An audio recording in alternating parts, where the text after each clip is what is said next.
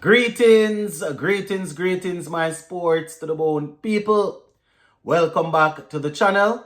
Thank you all for tuning in. Hope everybody is doing okay. Hope you're all enjoying this beautiful Sunday. All right, so you know how we like to do it over here at Sports to the Bone. At the end of each round in the West Indies Championship, I like to take a look at the standout players, right? So I have three categories. I have top batters, top bowlers, and I also have honorable mentions.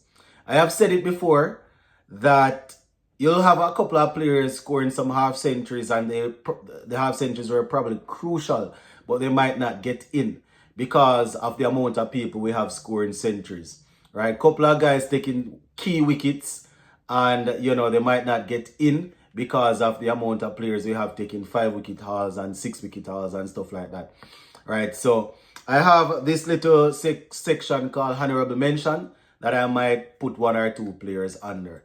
So just give a listen here until the end. Let me know what you all think in the comment section. Now, continue to stay tuned to the channel. Make sure that your notification bell is on.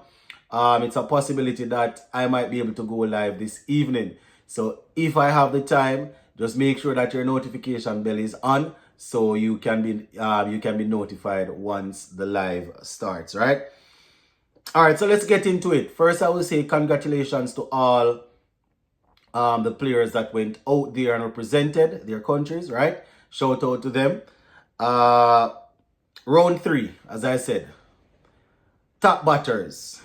Jason Mohammed continuing his good run of form, right? He got 204 not out. 204 not out, right? Continuing to show that, he still has what it takes to play at the regional level, right? We already know that the selectors are the people that they're calling them now. I don't even remember a name that they're calling them, but according to CWI, they have people that will be collecting the stats and stuff like that. So it's going to be very interesting to see what they do at the end of the season if Jason Mohammed continues like this.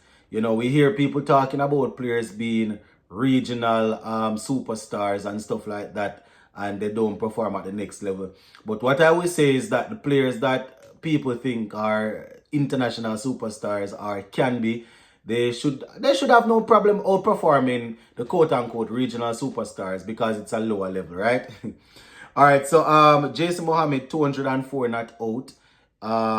Right? We also saw Joshua De Silva answering the call. He was recently dropped when we played against Pakistan. Tevin Imlak got that slot, right? But Joshua De Silva has gotten off to a good start. 152 and 100 not out, right? 152 in the first innings and 100 not out in the second innings. So showing that, he is willing and ready to fight for his spot.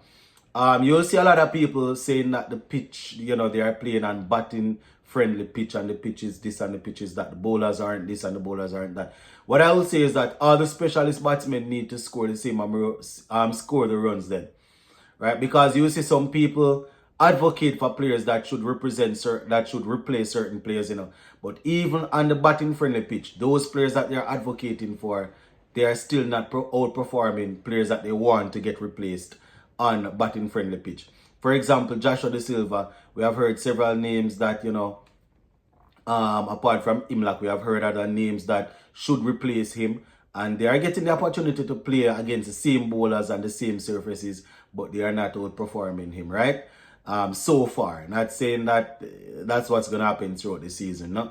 I'm just saying that if we're calling on players to replace people, we see people talking about replace, Captain Brathwaite, replace, Louis, replace all of these guys. And some of the people that we are identifying to be, put forward as replacement, they can't score the age on batting friendly pitch, right? So, I'm not sure. Anyways, Mikel Louis, he scored 110. He has had a poor run of form at the international level. Didn't start off too well at the regional level in this season either. So it's good to see him getting that runs there. Kadeem Henry got a solitary century, good to see. He alongside Mikel Louis put together a nice little partnership. So shout out to Kadeem Henry. Just need to continue scoring.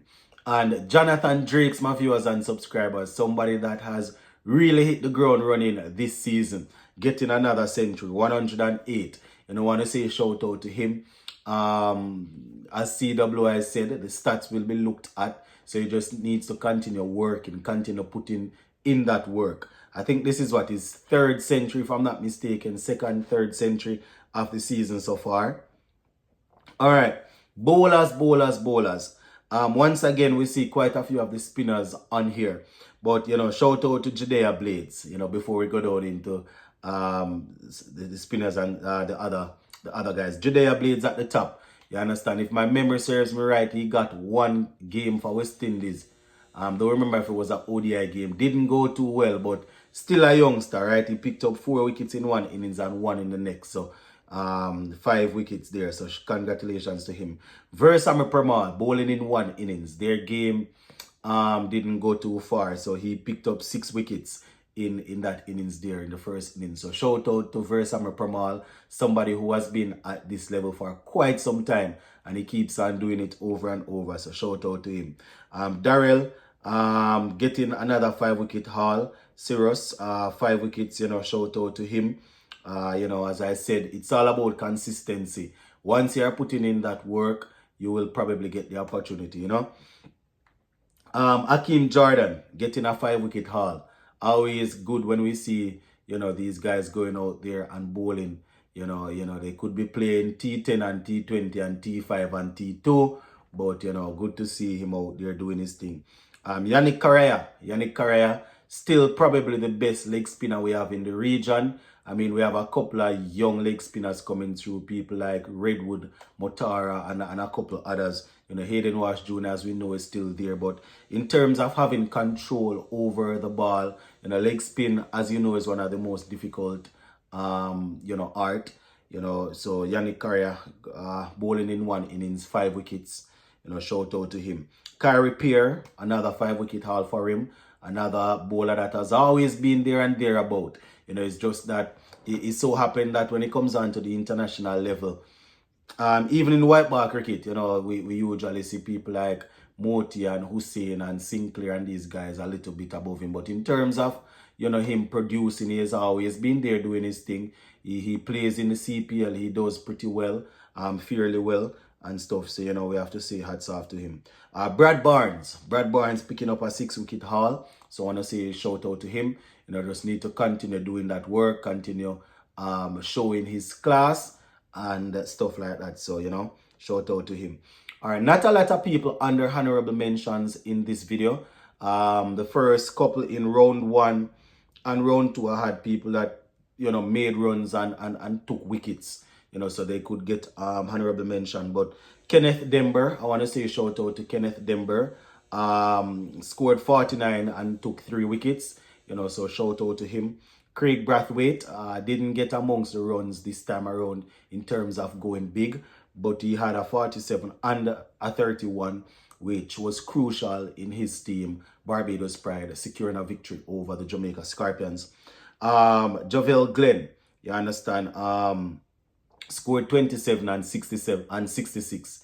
Was in a losing cause, but he still showed some composure when his team was up against it. So those are the players that I have highlighted for round 3.